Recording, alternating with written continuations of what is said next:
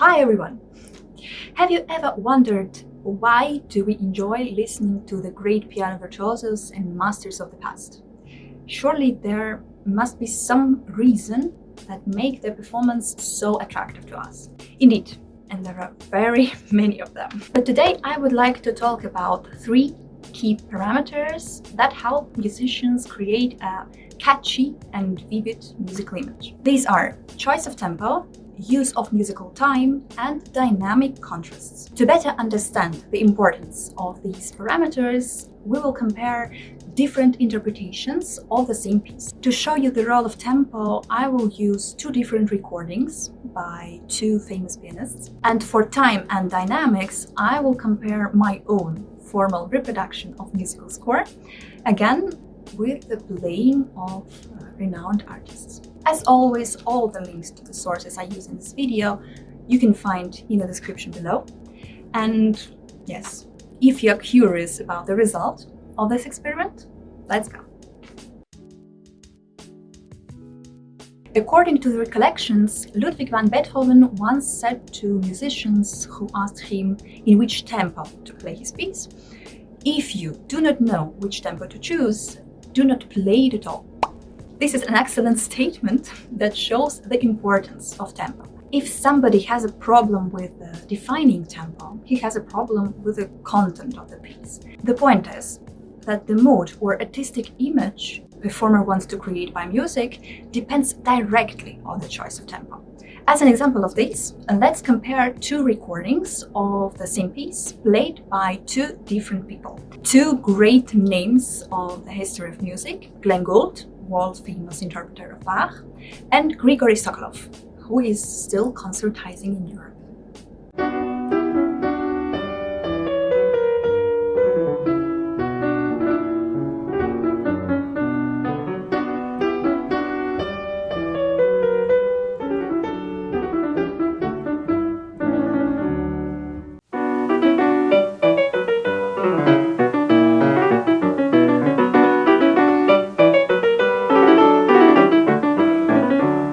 Using hashtags, one could describe the first recording as courtier and gallant, and the second one as more resolute and straight.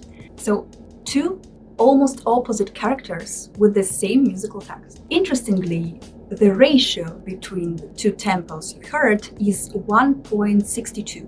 That means Glenn Gould plays the piece 62% faster than Grigory Sokolov. It is a big difference, but even this is not the limit. In the same French overture, there is a part called Echo, where Gould plays 2.3 times faster than Sokolov. Let's compare.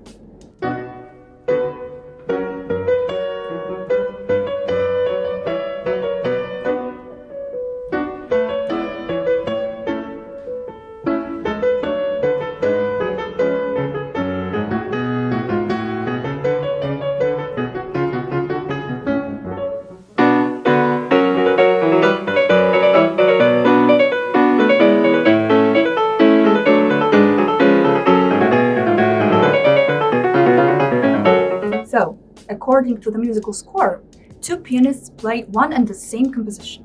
But according to the sounding, we actually have 2 completely different pieces, different musical images, different artistic messages to the listener, and so on. And this is the result of the difference of tempo, the speed of playing. What do we call the unevenness of time in music? These are little delays and accelerations of the basic tempo.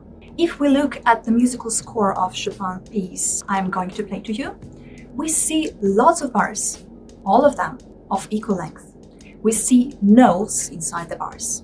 All of them stand on their strict mathematical positions. All distances between beats and notes on and between these beats are equal. So this is a historically established way to record music on the paper. Now let's see what happens when I accurately reproduce everything written in this sheet music and in the way it is written, that is, with mathematical precision of distances between notes.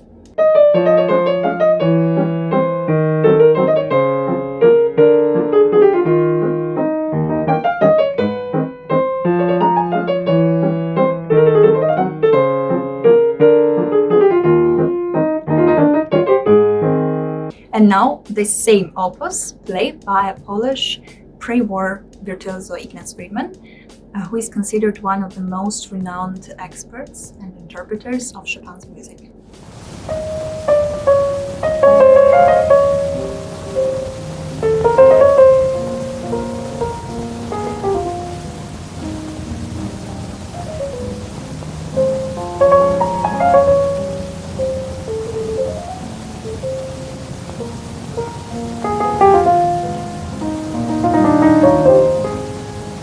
Have you noticed the difference?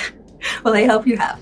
The second example was a real musical expression, and the first example was just a mechanical reproduction of notes as if played by a machine. If we delve deeper into the Friedman's playing, we will find that in many aspects it differs from what is written in the score. In particular, the distances between the notes are often not mathematically equal to one another. The tempo of his playing is not constant. It is permanently changing. And this is the key point. Actually, nothing in our everyday emotional reactions and in our speech happens in the constant tempo. We speak faster when we are nervous or agitated or happy, and we speak slower when we are tired or sad. The speed of our speech is a direct result of emotions and thoughts. It is constantly changing, not only in different situations, but inside single phrases and even single words. The third and the last parameter for today is dynamics, which in our professional language means just the loudness of notes. Dynamic unevenness is similar to the unevenness of tempo. All the notes in musical score are equal in their size, but they are not equal in the loudness when music sounds. Musicians have 6 main symbols to mark the loudness of notes. From quiet to loud, these are pianissimo, piano, mezzo forte, forte, and fortissimo. So 6 grades of loudness. But the real number of the grades is much, much more than 6. Maybe 50, maybe 100, and maybe even more. And all these nuances of loudness can't be indicated in the score. Like with the tempo, this is a completely personal thing of the interpreter, which loudness to use and how to do it. But the greater is the player, the more he or she adds loudness nuances to the score. Let's turn to the musical examples again. I will introduce you an excerpt from Scriabin's study, just how it looks on the paper, with all notes in both hands on the same volume.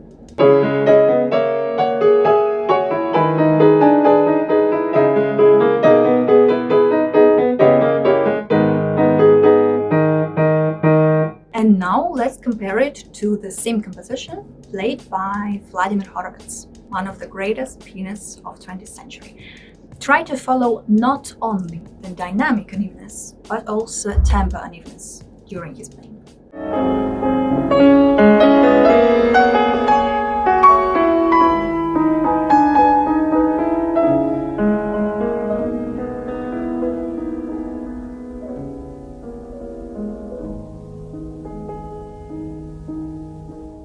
You see, in less than 10 seconds, from fortissimo to the quietest piano, and we can observe and experience human emotions from despair to humility. Nothing here is constant. Loudness, tempo, timbre of notes, voices in the right and left hands.